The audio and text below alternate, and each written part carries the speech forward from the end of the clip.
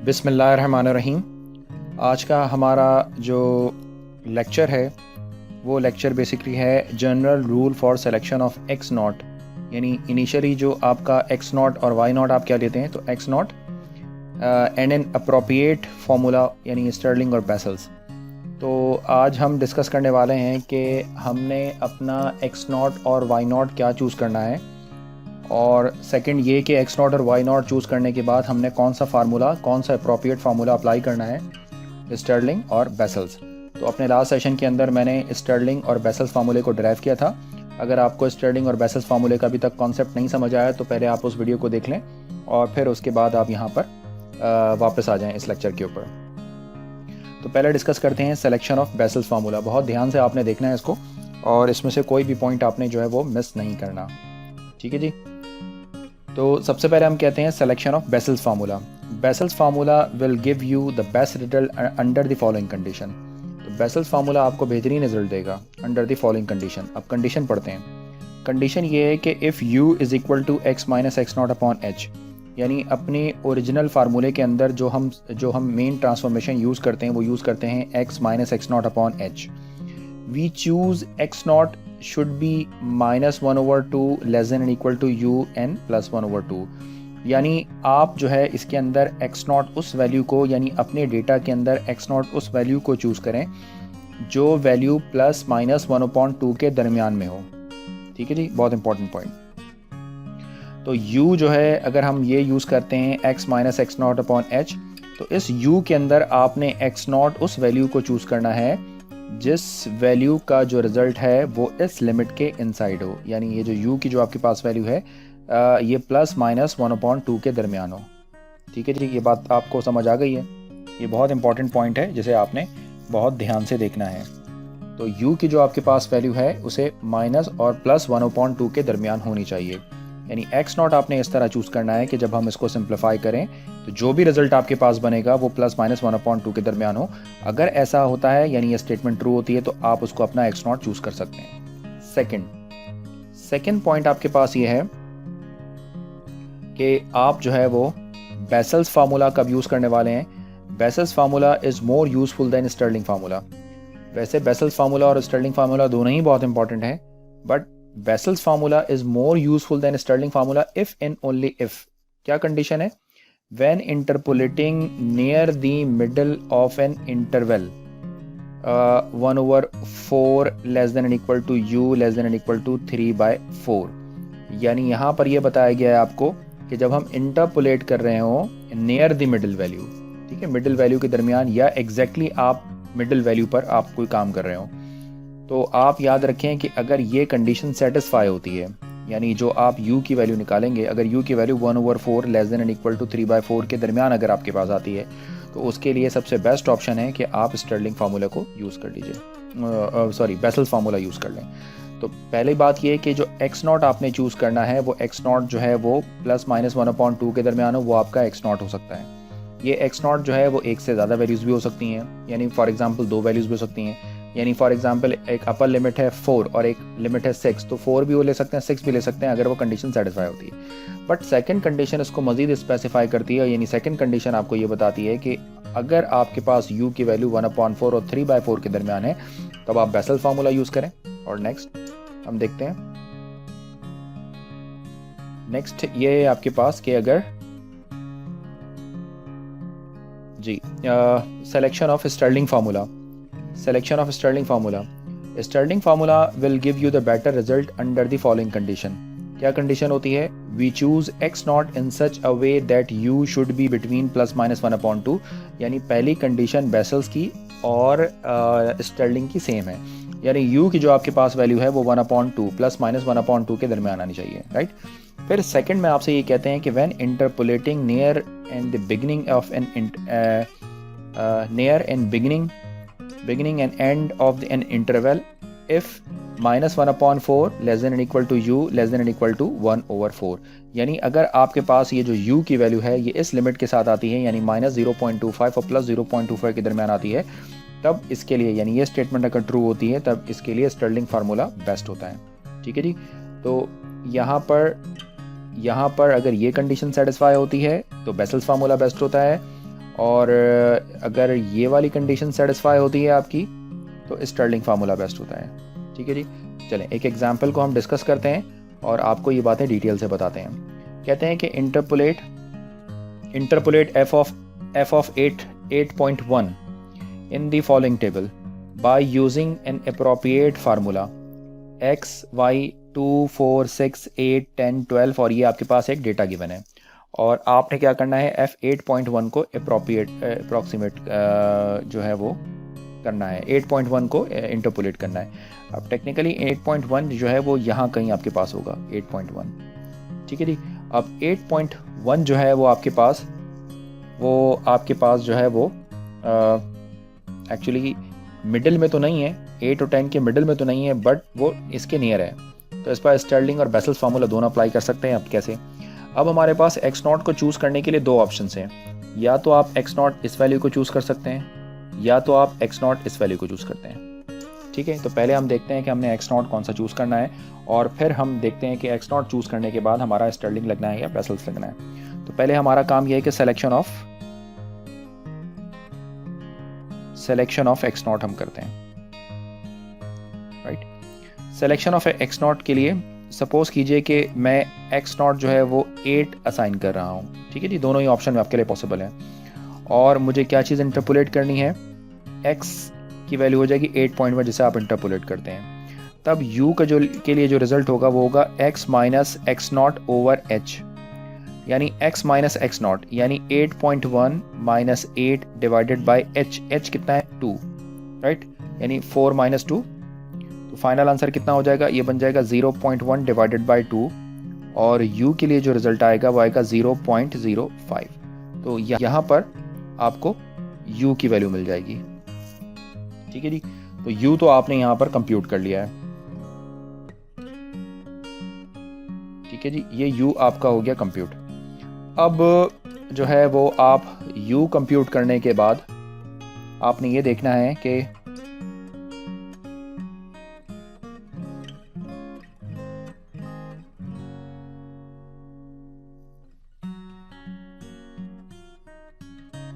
जी, ये तो आपने कंप्यूट कर लिया u। अब यहाँ पर ये जो u है, ये u कैलकुलेट करने के बाद तो अब आपने ये देखना है कि किस लिमिट पर ये लाई करता है। तो अगर आप गौर से देखें इसको, तो ये जो u की वैल्यू है, ये u की वैल्यू क्या आपके पास -1/2 less than and equal to 0.05 less than and equal to 1/2 को सेटिस्फाई करती है। ये स्टेटमेंट ट्रू है या फॉल्स है, क्या कहेंगे आप इसके लिए? देखिए जी, ये है आपके पास -0.5 और ये आपके पास +0.5, तो ऑफकोर्स 0.05 जो है वो आपके पास इसी के दरमियान आ जाएगा। ठीक है जी, तो ये स्टेटमेंट आपके पास हो गई ट्रू। तो चूंकि ये स्टेटमेंट ट्रू है तो इसका मतलब है कि आप अपना x0 जो है वो 8 असाइन कर सकते हैं। ठीक है, बट हम यहाँ पर एक और ट्राई करते हैं। अगर हम सपोज करते हैं क्या सपोज करें, हमारे पास x0 but if x0 is equal to 10, अगर x0 को हम 10 सपोज करते हैं, ठीक है जी, और x हमारे पास क्या है, यानी हम दोनों ही ऑप्शंस देखते हैं 8.1, तो आपके पास ये u क्या होगा, u बनेगा आपके पास 8.1 माइनस 10 एंड डिवाइडेड बाय 2। अब आप इसको सिंप्लीफाई कर लें, जब आप सिंप्लीफाई करेंगे तो ये बनेगा -0.95। ठीक है जी, अब ये जो -0.95 है आपके पास, ये किस वैल्यू के लिए कि कौन से लिमिट को सेटिस्फाई करता है? तो क्या ये -1/2 less than equal to -0.95 less than and equal to 1.25 को सेटिस्फाई करता है? भाई देखें, ये है -0.5, ये less than and equal to -0.95 less than equal to 1/2 यानी 0.5 है, 0.5 है। ऑफ कोर्स कि ये जो 0.5 है, अगर मैं इसको नंबर लाइन पे तो मैं बनाकर दिखाऊं, तो फॉर एग्जांपल ये आपके पास होता है 0 और ये बन जाएगा आपके पास, यहाँ पर होगा +0.5, यहाँ पर होगा -0.5, राइट, और ये जो वैल्यू होगी आपके पास, ये बनेगी आपके पास 0.95 और ये जो वैल्यू बनेगी ये बनेगी -0.0.95। तो आपको जो वैल्यू है वो इस लिमिट के अंदर चाहिए, इस लिमिट में वैल्यू चाहिए। लेकिन अगर आप नोट करें तो ये लिमिट जो है वो इससे वैल्यू जो है वो आउटवर्ड मूव कर रही है, बाहर है। तो इसका मतलब है कि ये जो स्टेटमेंट है आपके पास फॉल्स हो जाती है। इसका मतलब है कि इस स्टेटमेंट के फॉल्स होने से आप x0 = 10 को चूज़ नहीं कर सकते। ठीक है जी, तो आपको ये पॉइंट समझ आ गया। तो यहाँ तक हमने ये डिस्कस किया कि आपके पास जो है वो x0 जो है वो बेसिकली क्या होगा। यहाँ पर हमने ये बात डिस्कस कर ली। अब हमारे पास जो सेकंड पॉइंट है वो ये है कि आपने ये देखना है कि आपने इस पर स्टर्लिंग फार्मूला अप्लाई करना है या बेसल्स फार्मूला अप्लाई करना है। तो अब हम इसकी तरफ चलते हैं।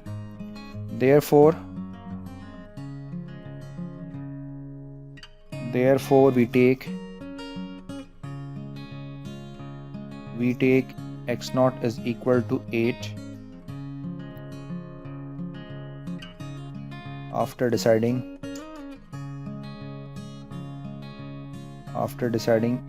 x0। ठीक है जी, x0 डिसाइड करने के बाद हमने क्या करना है, हमने देखना है कि आफ्टर डिसाइडिंग x0 फिर क्या करने वाले हैं, लिख लेते हैं। we then decide the formula whether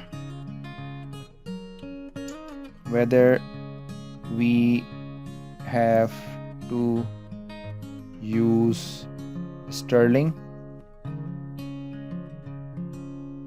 Stirling और बेसल्स। ठीक है जी, तो आपने देखना है कि इस पर स्टर्लिंग यूज़ करने वाले हैं या हम बेसल्स यूज़ करने वाले हैं। अब मिसाल के तौर पर u की वैल्यू तो आपने कंप्यूट कर ही ली है, u की वैल्यू है 0.05। तो फ़ौरन आपने मुझे बताना है कि क्या ये वैल्यू इसके दरमियान मौजूद है, यानी क्या ये स्टेटमेंट ट्रू है। ये स्टेटमेंट हम यूज़ करेंगे बेसल्स के लिए, जैसे कि मैंने पहले आपको लिखवाया था। ठीक है, और जो सेकंड मैंने स्टेटमेंट आपको लिखवाई थी वो लिखवाई थी किसके लिए, एक स्टेटमेंट आपको मैंने ये लिखवाई थी, राइट। अच्छा जी, ये मैंने बेसल्स के लिए नहीं बल्कि ये मैंने स्टर्लिंग के लिए लिखवाई थी आपको।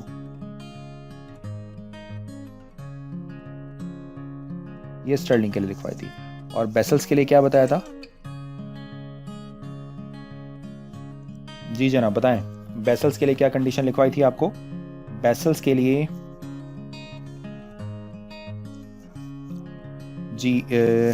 बेसल्स के लिए क्या लिखवाया था।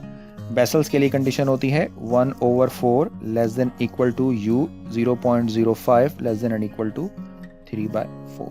अब आपने मुझे बताना है कि इसमें से कौन सी स्टेटमेंट जो है वो ट्रू है।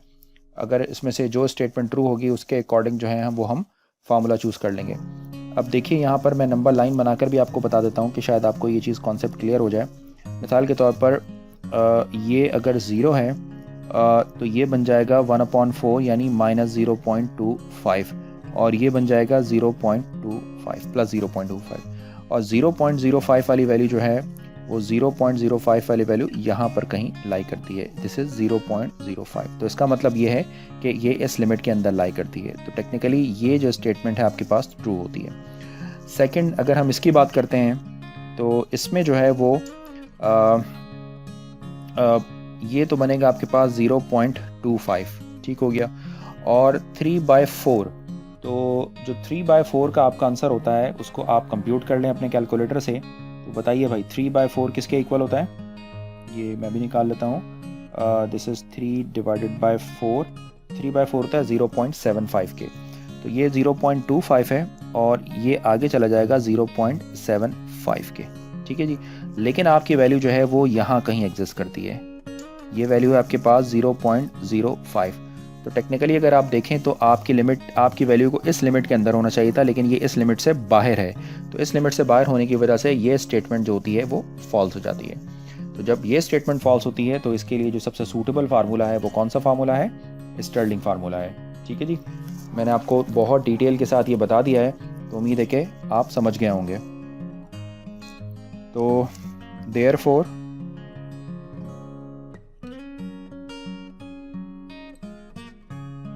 therefore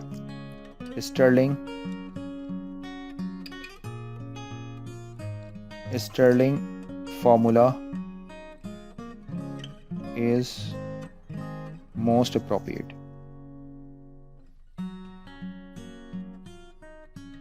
ठीक है जी, तो इसका मतलब है कि स्टर्लिंग फार्मूला हमारा मोस्ट अप्रोप्रिएट फार्मूला है।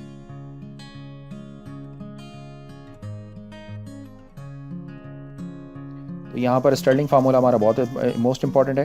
अब हमारा टारगेट ये है कि हम स्टर्लिंग फार्मूला बनाएं।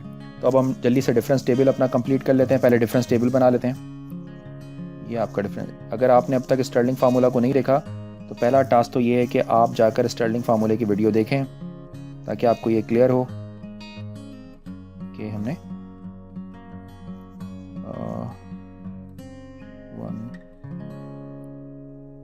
2 3 4 and 5। ठीक है जी, तो आप ज़रा स्टर्लिंग फार्मूले की पहले वीडियो देख लीजिएगा, उसके बाद आप इस पर आ जाइएगा। भले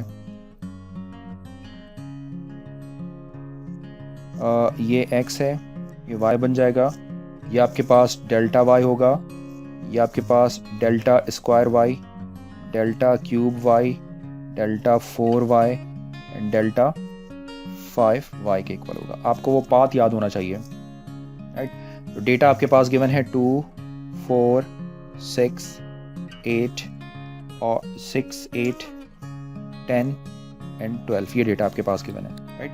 और इसके करस्पॉन्डिंग फॉर एग्जांपल वैल्यूज़ हैं 30 40 60 85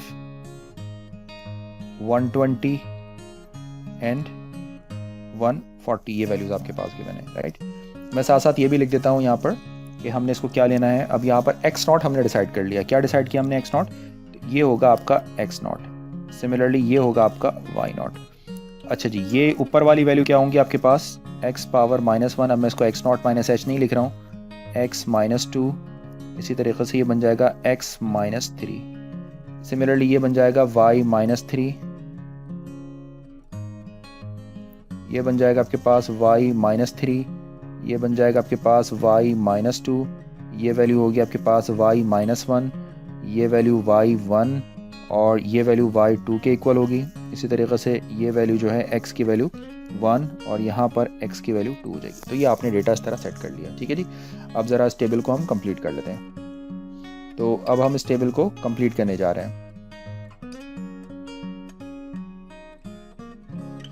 जी। इसका डिफरेंस, सिंपल डिफरेंस निकालना है, इनका डिफरेंस निकाल लें। तो इनका जब डिफरेंस निकालेंगे 40 - 30 तो ये 10 के इक्वल होगा, 60 - 40 ये 20 के इक्वल हो जाएगा, ये 25 हो जाएगा, 120 - 85 ये इक्वल होगा आपके पास 35 के, और 140 - 120 ये 20 के इक्वल होगा, राइट। इसी तरीके से इनका डिफरेंस निकाल लीजिए। तो ये बन जाएगा आपके पास 10, यहाँ पर आ जाएगा 5, और ये बन जाएगा 35 - 25 10, 20 - 35 ये बन जाएगा -15। थर्ड ऑर्डर डिफरेंस निकाल लीजिए, यहाँ पर आ जाएगा -5, ये आ जाएगा +5, और ये बन जाएगा आपके पास -25। इसी तरीके से ये निकाल लीजिए, ये 5 -+ 10 हो जाएगा, और ये बन जाएगा -30, और इसी तरीके से ये हो जाएगा -40, राइट। तो ये आपके पास वैल्यूज़ निकल आई हैं। अब अगर ये आपके पास वैल्यूज़ निकल आई हैं तो इन वैल्यूज़ को क्या कहते हैं ये भी हम लिख लेते हैं। आपको शायद पता होगा, अगर आप भूल भी गए हैं तो खैर कोई फ़र्क नहीं पड़ता मुझे। ये जो वैल्यू होती है, ये वैल्यू क्या होती है? del y -3। इसी तरीके से ये वैल्यू आपके पास del y -2, ये जो वैल्यू आपके पास del y -1, ये वैल्यू आपके पास del y नॉट, और ये जो वैल्यू होती है वो del y 1 के इक्वल होती है, ठीक है जी। अब मैं सबको कंप्लीट नहीं कर रहा हूँ क्योंकि यहाँ पर काफ़ी जो है वो खिचड़ी हो जाएगी। अच्छा जी, जब स्टर्लिंग फार्मूला अप्लाई करते हैं तो स्टर्लिंग फार्मूला हम किस तरह अप्लाई करते हैं? देखें, हमें जो 8.1 करना है वो यहाँ पर कहीं लाई करता है, ठीक है जी। तो जो आपका स्टर्लिंग फार्मूला है जी जनाब, तो स्टर्लिंग फार्मूला किस तरह वर्क करता है? क्या आपको वो टेबल याद है कि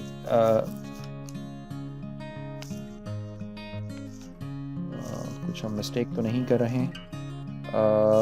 जो वैल्यू है वो आपके पास मुझे एक दफ़ा ज़रा क्रॉस चेक करने दें, थोड़ा सा डाउट हो रहा है मुझे कि ऐसा ना हो कि मिस्टेक 1/4, 0.5, 1/4। ठीक है जी, हम यहाँ पर बात करने वाले हैं स्टर्लिंग फार्मूले की। अच्छा जी, ठीक है जी, तो ये हम स्टर्लिंग फार्मूला ही यूज़ कर रहे हैं। अब क्वेश्चन यहाँ पर ये रेज़ होता है कि क्या आपको स्टर्लिंग फार्मूले का पाथ याद है कि हम स्टर्लिंग फार्मूला किस तरह यूज़ करते थे? जी, तो ये स्टर्लिंग फार्मूले का जो है ना वो पाथ याद होना आपको बहुत ज़रूरी है। तो अगर आपको ये स्टर्लिंग फार्मूले का पाथ याद होगा तो आप अपना काम कर सकते हैं, और अगर इन स्टर्लिंग फार्मूले का पाथ आपको याद नहीं है तो फिर आपके लिए थोड़ी सी मुश्किल हो सकती है। तो स्टर्लिंग फार्मूले का पाथ क्या था और स्टर्लिंग फार्मूला इटसेल्फ ख़ुद क्या था, तो ये मुझे आपको लिखवाना है। जी जनाब।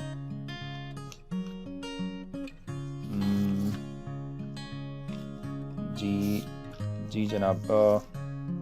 तो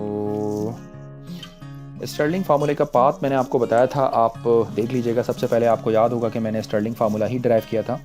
ये बेसिकली स्टर्लिंग फार्मूला कुछ इस तरह वर्क करता है कि ये स्टर्लिंग फार्मूला जो है ना वो y0 से स्टार्ट होता है, ये इस तरह y0 से स्टार्ट होता है और फिर ये दो वैल्यूज़ के अंदर स्प्लिट हो जाता है, किसमें एक इधर चला जाता है, फिर यहाँ पर इन दोनों वैल्यूज़ का आपने मीन लिखना होता है।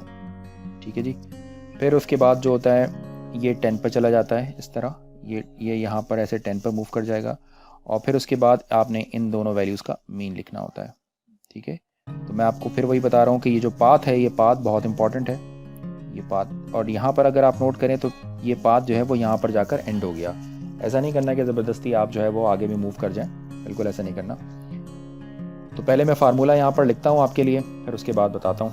तो ये बन जाएगा आपके पास f of x is equal to, ये फार्मूला था y0 u times bracket del y minus 1 plus del y minus not divided by 2।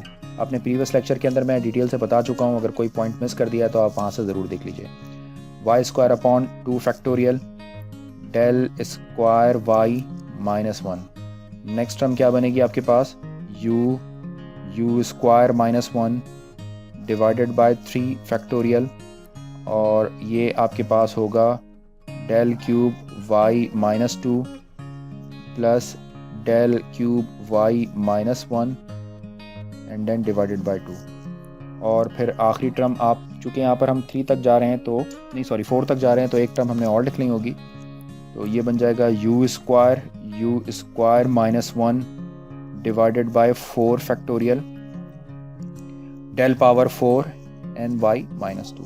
ठीक है जी। अब आपने क्या करना है, सिंपली यहाँ पर वैल्यूज़ को सब्स्टिट्यूट करना है। f ऑफ हम बात करने जा रहे हैं 8.1 की, तो 8.1 के लिए क्या होगा, 85 प्लस 0.05 हम कंप्यूट कर चुके हैं, और del y माइनस 1 ये इक्वल है आपके पास, टेबल में से देख लीजिएगा, 25 plus 35 divided by 2 and plus u square यानी 0.05 स्क्वायर डिवाइडेड बाई 2 फैक्टोरियल, और del square y minus 1 which is equal to 10। जो नेक्स्ट टर्म है उसको मैं इधर लिख रहा हूँ, ये बन जाएगा 0.05 u and then 0.05 square minus 1 and divided by 3 factorial 6, और यहाँ पर ब्रैकेट के अंदर आप 5 माइनस 25 डिवाइडेड बाय 2 लिखने वाले हैं। इसी तरीके से आखिरी जो टर्म है आपके पास वो क्या बनेगी, 0.05 square 0.05 square minus 1 divided by 4 factorial which is equal to 24, और del 4y माइनस 2 का मतलब हो जाएगा माइनस 30। ठीक है जी। तो तमाम वैल्यूज़ को आपने इसके अंदर सब्स्टिट्यूट कर दिया। फिर आपके पास फाइनली जो 8.1 होगा वो 8.1 क्या बन जाएगा, 85 प्लस 1.5, कैलकुलेटर से आप निकाल लीजिएगा, 0.0125 प्लस 0.08312 प्लस 0.00311711875, और फाइनली f ऑफ 8.1 का जो रिज़ल्ट है वो इक्वल होगा 86.6। तो ये हमारा चूँकि फ़ाइनल आंसर है, तो इस फाइनल आंसर को हम इस तरह बॉक्स में बंद कर लेते हैं। तो उम्मीद है कि आपको ये समझ आ गया होगा। आप इसको वापस से स्क्रॉल करके देख सकते हैं तो 86.8। तो क्या ये रिज़ल्ट हमारा सही है? जी हाँ, ये रिज़ल्ट बिल्कुल सही है, क्योंकि आपने 8.1 जो है वो अप्रॉक्सीमेट करना था, इंटरपोलेट करना था।